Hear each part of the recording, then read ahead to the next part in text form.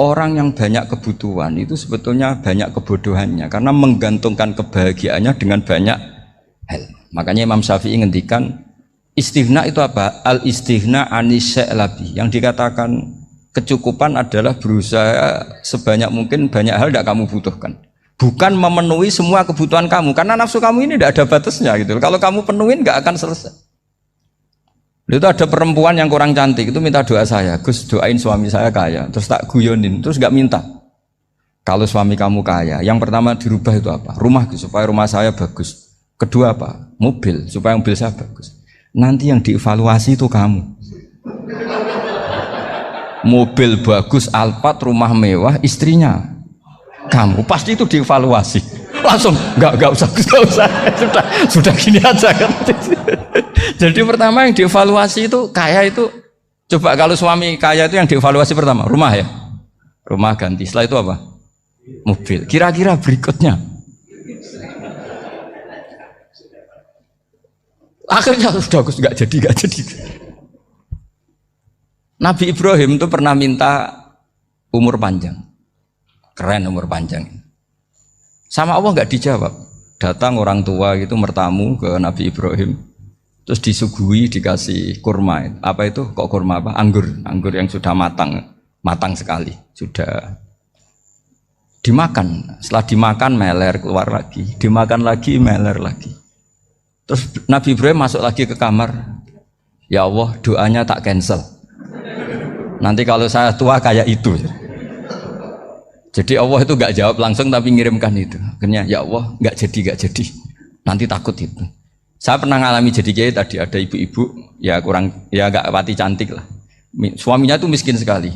Minta doa saya supaya kaya. Bareng tak kasih pertimbangan itu udah nggak usah nggak jadi. Jadi itu kearifan.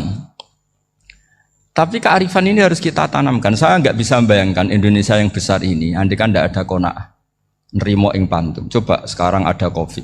Andai kan Indonesia tuh kayak Perancis. Saya beberapa kali punya tamu orang yang hidup lama di Perancis, bahkan dapat istri orang Perancis. Itu dulu nggak begitu mencintai Indonesia. Tapi setelah di Perancis 2 tahun, wah Indonesia hebat. Di Perancis itu kata dia kalau cerita, semua kebutuhan masyarakat itu dibebankan ke negara. Apa saja minta negara, apa saja nyoal negara. Sementara Indonesia, coba kalau Indonesia mengalami seperti ini kok tidak ada qanaah rimo ing pantum, bisa kios Indonesia. Orang miskin nyalahkan negara, kelaparan nyalahkan negara, apa saja. Tapi barokahnya dididik kiai, jogeman nyalahno wong liya. Urip pun romo ing pandum, diame. Sampai gak ngerti kalau Covid. Banyak tuh orang-orang kampung itu, orang lugu-lugu itu. Mbah niki saking Covid, salam ning Covid, muga-muga umure panjang. Dikira Covid itu nama orang yang ahli sosial itu. Mbah niki dana saking Covid. Matur nuwun sampekno salamku, muga-muga umur panjang. Bingung kan yang nganterin ini. Ini gimana yang mau menjelaskan? Memang nggak paham. Ribet kan. Tapi saya pastikan bahwa dengan keadaan seperti ini kita bahagia, kita stabil, itu jelas barokahnya kalimah tadi, moto tadi atau pegangan hidup tadi. Makanya disebut al-ibarat qutun li'ailatil mustami'in, bahwa redaksi atau kata-kata atau pegangan atau filosofi hidup, apalah namanya itu adalah penyemangat. Penyemangat. Karena kata-kata ini memang luar biasa. Ketika sahabat perang demi kebenaran, zaman itu ya pasti benar karena yang dibela Nabi. Dulu itu kan enak zaman Nabi, yang dibela mesti benarnya, musuhnya mesti salahnya. Sehingga dulu itu memang harus tegas. Kalau sekarang mau tegas gimana? Yang kamu bela tidak mesti benar, musuhnya tidak mesti salah. Ribet kan kalau misalnya saya tukaran sama Pak Rektor, kamu mau bela mana kan bingung. Saya tidak mesti benar, saya tidak Nabi. Pak Rektor apalagi nggak mesti benar lagi kan? Ribet kan? Jadi kalau kita mau perang sekarang itu mau pede gimana? Enggak. Makanya banyak ulama sekarang tuh mau tegas tuh nggak berani karena ya banyak hal yang abu-abu lah wilayahnya. Misalnya pilihan presiden atau pilihan bupati, pilihan menteri. Kamu mati-matian bela itu, yang kamu bela tidak mesti benar, musuh kamu tidak mesti salah. Misalnya pilihan bupati, Wah ini kabupaten ini baik kalau bupatinya ini, yang satu bilang ini, terus tim suksesnya kamu tanya, kamu yakin? Ya enggak juga. Lah kenapa semangat? Kan sahabotohnya paling alasannya ya itu aja, bukan yang lain. Beda dengan zaman Nabi, nabinya mesti benar, Abu Jahalnya mesti salah. Kan enak aturan mainnya jelas. Singkat cerita dalam perang itu banyak sahabat yang alami luka, ngalami apa gitu. Kemudian curhat ke Nabi, ya Nabi gara-gara derekkan jenengan, ngikuti jenengan saya harus ngalami seperti ini, seperti ini. Ngiranya orang itu diapresiasi sama Allah keluarnya. Ternyata sama Allah gak diapresiasi. Malah diturunkan ayat intakunu ta'lamuna fa innahum ya'lamuna kama ta'lamun wa tarjuna minallah ma'ala yarjun. Kalau kamu sakit karena perang, orang-orang kafir itu ya sakit. Itu saja berani padahal demi kekafiran. Wa tarjuna minallah ma'ala yarjun. Padahal kamu punya nilai lebih yaitu berharap kepada Allah yang mereka tidak punya. Saya jadi kiai itu ya kadang mangkel. Karena yang benci ya benci, yang seneng itu ngel-ngel loh kayak Pak Bejo. Jadi semuanya ribet. Lah iya, yang benci ya ganggu, yang seneng ya ganggu, tambah nemen. Seribet. Tapi kalau sudah ingat bandar narkoba, mereka berhadapan dengan polisi, kadang ditembak karena kesalahannya terlalu fatal. Antar persaingan mereka juga bisa tembak-tembakan karena merebut pasar narkoba. Itu saja mereka berani. Kok kita yang jadi kiai kadang dicium tangannya, dihormati gak berani, hanya takut apa ya, musibah-musibah kecil lah, atau problem-problem kecil. Lah iya, kalau kita bandingannya gitu. Kalau kamu mau tahajud kedinginan, itu masih nanti dihisab Allah itu gitu.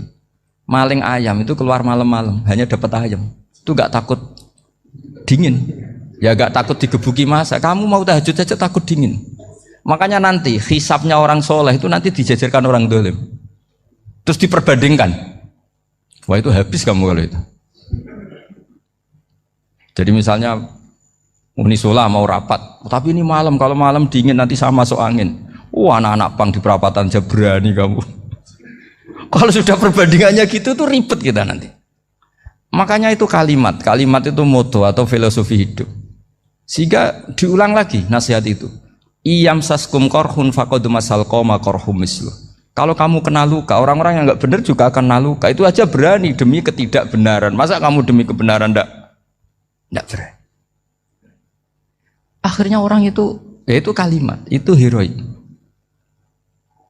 Makanya kita ini penting ya. Makanya tadi himne Unisula dimulai kalimat thayyibah. Karena kalimat ini yang menjaga kita kalimat ini. Misalnya tentang Tuhan. Kenapa orang Islam imannya kokoh seperti ini, termasuk yang sudah hidup di Amerika, di Australia, di mana-mana. Itu ya barokahnya ajaran atau barokahnya kalimah. Saya sebut kalimah saja pakai bahasa santri. Karena la ilaha illallah itu dalam tradisi santri disebut kalimatu haqqin alaiha nahya wa alaiha namut wa alaiha nub'ats. Ada yang riwayat wa biha nub'ats insyaallah taala minal aminin. Kenapa mereka di mana-mana meskipun sekolah di Amerika, di Australia, bahkan di Uni Soviet tetap mukmin? Itu barokahnya ajaran yang benar. Allah itu siapa? Tuhan. Tuhan itu sifat dasarnya apa? Awal. Dia harus wujud awal sebelum makhluk yang lain. Sehingga ketika ada negara yang maju, yang tertib, manajemennya tertib, masyarakatnya makmur, tapi punya Tuhan yang tidak seperti itu, tidak awal, itu sudah gak nyaman. Karena ndaklah keren Tuhan saya, karena Tuhan saya itu al-awwal, zat yang pertama. Tuhan saya keren lah, zat yang nggak mati, Tuhan yang nggak mati, yang nggak pernah mengalami kematian. Sehingga tontonan atau yang dilihat kenikmatan-kenikmatan yang lain ini tidak mengubah dia pendirian tentang Tuhan, karena mantapnya satu kalimat tadi bahwa Tuhan itu ya harus satu, harus awal, harus tidak mati, tidak rusak, tidak mengalami apa-apa yang membahayakan. Sehingga ketika ditawarin Tuhan yang lain meskipun menjanjikan secara finansial atau kemakmuran, mereka gak tertarik. Itu coba, itu barokahnya makmur apa barokahnya ajaran? Barokahnya ajaran. Sering negara Islam itu kalah makmur dengan mereka, tapi barokahnya ajaran ini tetap apa? Tetap Islam. Makanya Nabi Ibrahim, Nabi yang sukses bikin wa ja'alaha kalimatam baqiyatan fi aqibi. Sehingga kita ini bekti sama orang tua misalnya, Itu ya karena ajaran. Swargamu iku karek wong tuamu. Nak wong tuamu ridho, Allah ridho. Nak ora ridho, Allah ora ridho. Ridho wa fi ridhol walidain wa sakhatu wa sukhtu wa fi sakhatil. Sehingga ketika ada orang tua yang agak brengsek gitu, anak-anak tetap hormat. Punya orang tua yang miskin, yang sudah miskin, tukang tombok nomor, banyak kan di kampung gitu. Ya tetap hormat. Coba kalau dari awal kita ngajari orang tua kamu hormati ya, kalau baik, kalau tidak usah. Bisa geger Indonesia. Tapi barokahnya ajaran-ajaran itu Indonesia tertib karena ada ajaran. Nah ini di sini ini pesantren dan Unisula semua harus berkontribusi membuat ajaran yang benar itu adalah ciri utama Islam. Sehingga Islam ini dimulai dengan ajaran kalimatu haqqin alaiha nahya wa alaiha namut. Sehingga kita tenang seperti ini. Saya ini termasuk kiai yang tenang. Meskipun kata orang banyak saya ini kiai besar, tapi termasuk kiai yang paling tenang. Termasuk yang paling tenang. Karena saya ini pakai mazhab orang-orang hebat. Saya berkali-kali cerita, orang kayak Imam Syafi'i itu orang yang luar biasa. Saya berkali-kali cerita, orang yang tadi nyium tangan kamu ya Imam Syafi'i, di belakang tuh ngerasani kamu, menghujat kamu. Jawabannya enak saja. Berarti saya alhamdulillah orang yang wibawa. Buktinya di depan saya nggak berani. Jadi enteng saja. Diceritain sebagian kampung, sebagian separuh dari warga kamu itu nggak suka kamu. Ya bagus lah nggak suka saya, nggak akan utang duit saya. Di mana-mana orang utang tuh karena teman dekat. Kalau nggak seneng pasti minimal nggak utang, nggak pinjam mobil, nggak pinjam apa. Berkah mana yang seneng sama yang gede? Jadi dianggap enteng saja. Semua yang dialamin dianggap enteng saja. Misalnya punya istri pemarah, ya baguslah marahin suami. Kalau marahin tonggo malah ribet. Jadi kamu harus terima kasih kalau dimarahin istri. Baguslah marahin saya mah, kalau marahin tonggo ribet. Jadi enteng saja. Tapi kita sekarang tuh karena nafsu ya, sehingga menghadapi hidup ini ribet. Ulama dulu kalau mau mati itu senengnya bukan main. Sudah lama saya ini ingin gak maksiat. Kayaknya gak maksiat paling efektif itu mati. Ya tidak apa-apa Gusti, kalau sebaiknya mati ya mati aja. Enteng saja. Jadi melihat kematian itu akhir dari segala keburukan atau potensi keburukan. Apapun baik kita sekarang, suatu saat mungkin kita nggak baik.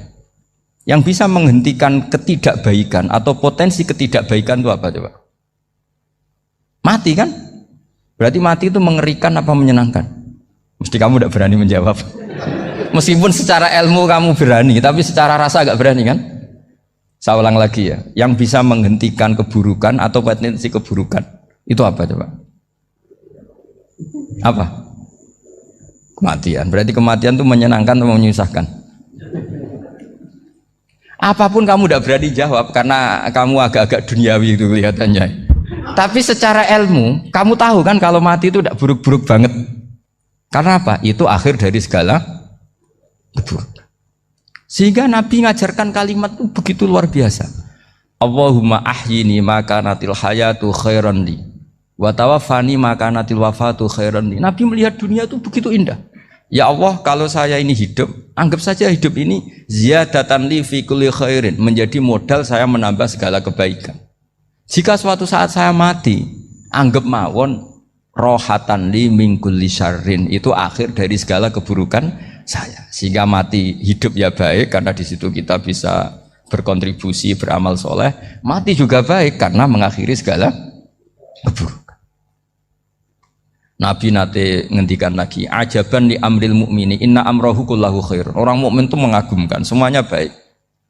In asobathu na'ma syakara fakana khairan lah. Kalau baru dapat nikmat dia syukur, maka itu baik. Wa in asobatu dharra sabara, kalau dapat masalah mereka sabar, itu juga baik. Sehingga orang mukmin dua sisinya pasti baik. Itu juga kalimat, maksudnya moto atau pegangan hidup. Nah berikut ini saya beri contoh, ini kenangan saya, ini contoh terakhir. Masalah jadi orang terkenal maupun tidak. Di sini dicontohkan Imam Ghazali di halaman 367 di kitab saya 367. Juznya 3 di kitab Ihya Ulumuddin. Di sini beliau cerita betapa untuk menjaga ikhlas sebaiknya orang itu tidak terkenal, tidak syuhrah, tidak terkenal. Oke, itu kita sepakat ya, karena kalau terkenal mungkin orang dipaksa publik dengan tanda kutip untuk selalu berbuat baik, tapi karena jaim lah, jaga image atau apa. Tapi ketika dibalik pertanyaannya, kamu rela yang terkenal itu orang nggak benar, sementara yang orang benar itu nggak terkenal. Lalu masyarakat taunya yang tidak benar. Kalau pertanyaannya dibalik gitu, orang baik wajib terkenal enggak? Kalau pertanyaannya dibalik seperti itu. Dokter yang benar tidak terkenal, yang malpraktek terkenal. Kamu ingin kondisi seperti itu? Gak ingin kan? Kampus yang bagus gak terkenal, kampus yang bagus gak terkenal, yang gak bagus. Nah, artinya apa? Gara-gara olah kata, olah pikiran, ini logika jadi rubah. Lagi-lagi apa? Jawaban itu ada di kata-kata sebetulnya. Makanya bab-bab seperti ini tidak usahlah kita berdebat, berpolemik. Sebaiknya orang itu humul, menutup diri, apa sebaiknya orang terkenal, itu nggak perlu seperti itu. Sudah terserah Tuhan saja. Makanya saya mulai dulu ngaji sampai sekarang itu ya tidak punya punya ikon tertentu atau punya website tertentu, enggak. Sudah terserah pangeran, sudah. Saya juga tidak sok suci materialistik atau enggak, ya tidak mikir saya. Bukan apa-apa ya, karena saya ini kiai, jadi biasa urusannya sama Allah, tidak sama makhluk. Jadi pusing kalau sama sarah-sarahnya makhluk itu pusing. Meskipun rektor kalau nasihati saya pasti tidak saya terima, itu tetap makhluk, itu sudah ada ngefek. Kalau saya itu sudah ada itu.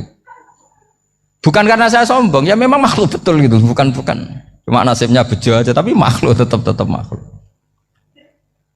Saya beri contoh ya. Ini makalah yang ditulis Imam Ghazali. Ya. I'lam aslahaka Allah anna aslal jah wa intisarus sayyid atau sayyidi wal istihar bahwa mazmum itu. Balil mahmudu al khumulu illa man saharahu wa ta'ala linasri dini min ghairi takallufi talabi syuhrati minhu. Jadi kalau kamu ingin ibadah kamu selamat, ya kamu jangan terkenal. Tapi resikonya adalah kalau kebaikan itu tidak terkenal, maka gak dikenali. Kalau gak dikenali berarti masyarakat hanya punya percontohan yang tidak baik, karena yang baik tidak terkenal. Jadi itulah ulama-ulama dulu. Jadi apa-apa itu dibanding-bandingkan. Kemudian nanti kelihatan, jawabannya itu kelihatan. Jadi ulama dulu itu biasa ngarang misalnya afatun nikah, sisi negatifnya nikah. Harus ngurmat istri, harus macam-macam, kalau terlantar itu ya dosa. Seperti tadi Pak Marsudi cerita, kalau orang ngapalkan Quran itu takut lupa, kalau lupa itu jadi dosa. Pertanyaannya, kalau semua orang takut lupa, takut dosa, semua orang nggak hafal Quran karena potongan-potongan lupa. Cara berpikir tidak seperti itu. Kalau berpikir ya namanya hafalan, ya inginnya hafal, kan nggak ingin lupa. Lah nanti kalau takdirnya lupa karena hal-hal yang dimaklumi oleh syariat itu enggak yang termasuk dosa. Yang dosa itu lupa takliwiri udhrin syar'iyyin, lupa yang tidak ada sebab yang apa?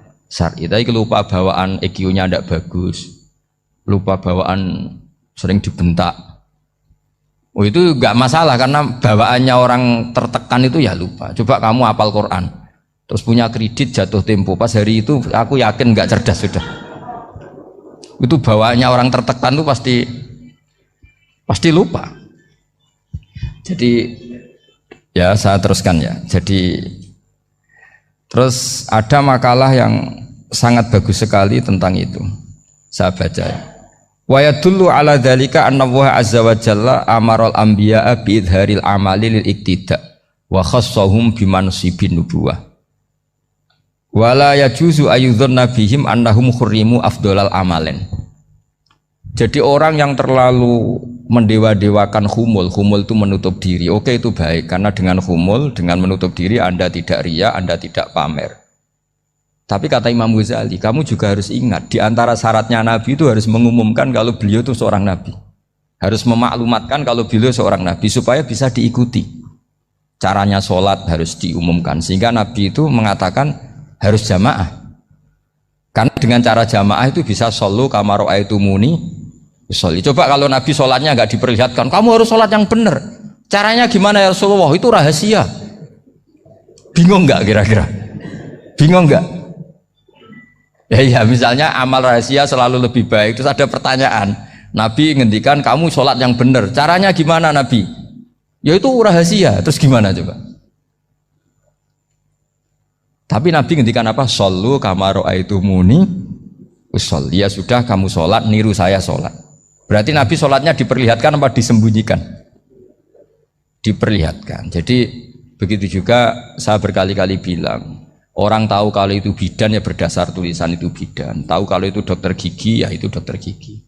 Jangan sampai gara-gara tidak ada tulisan mau beli alat bangunan di dokter gigi, mau periksa gigi di toko bangunan. Gara-gara apa? Nggak ada maklumat. Nah, di sini ulama-ulama selalu memaklumatkan dirinya. Termasuk Imam Ghazali ketika ngarang kitab dinamai Ihya Ulumuddin, bahwa kitab ini bisa menghidupkan ilmu-ilmu agama yang mulai hilang. Begitu seterusnya. Jadi ini ngaji ya. Jadi orang itu harus ngerti ya. Jadi jangan nuruti emosi sendiri atau logika sendiri. Bahwa saya suka humul, ya monggo, agama Islam menyediakan sarana itu. Uzlah itu ya punya sisi kebaikannya sendiri. Tapi syuhrah terkenal asal tidak nuruti nafsu juga punya sisi kebaikannya sendiri. Setidaknya umat ini punya satu master kebaikan yang mudah diakses. Tapi tadi saya ulang lagi, jangan karena hadun nafsi, jangan karena kepentingan pribadi. Makanya di sini disebutkan wa yadullu ala dzalika ay ala syuhrah anna wa ta'ala amarul anbiya bi idzharil amal lil iktida. Allah selalu memerintahkan para nabi kalau ngamal kebaikan ya harus dimunculkan supaya bisa ditiru. Yaitu tadi kita tidak bisa bayangkan kan kalau misalnya Nabi menyuruh kamu harus sholat yang benar, kemudian sholatnya Nabi sembunyi. Lalu ditanya, Nabi saya niru siapa? Wah itu rahasia, kamu nggak boleh lihat sholat saya takut tidak ikhlas. Ribet kan? Sehingga jamaah itu statusnya tetap harus. Nah bedanya harus ini ulama berpendapat harus yang apa? Fardu kifayah. Tapi fardu itu maknanya harus. Tapi bukan berarti kalau nggak jamaah sholatnya nggak sah, nggak. Tapi statusnya jamaah tetap apa? Harus. Nah barokahnya harus ini orang yang baru sholatnya langsung benar karena ada yang diikutin. Coba kalau mantan dukun baru sholat terus sholat sendiri, itu mesti mirip mantra ya. Karena dia tidak ada master percontohannya. Tapi barokahnya ada master, orang paling bodoh pun kalau sholat ya benar, karena standar ada komandonya, ada imamnya. Sehingga Imam Ahmad malah berpikir keras, syarat sahnya sholat itu harus jamaah. Cara pikirannya Imam Ahmad keras sekali beliau. Jika kalau orang sholat sendiri kok ada orang lain yang maunya berjamaah harus bayar, orang itu harus bayar demi sahnya sholat. Itu madzhabnya Imam Ahmad. Tapi kalau madzhab Syafi'i hanya mengatakan itu fardu kifayah, yang kalau satu komunitas gak mau melakukan semuanya apa? Dosa. Ya jadi ini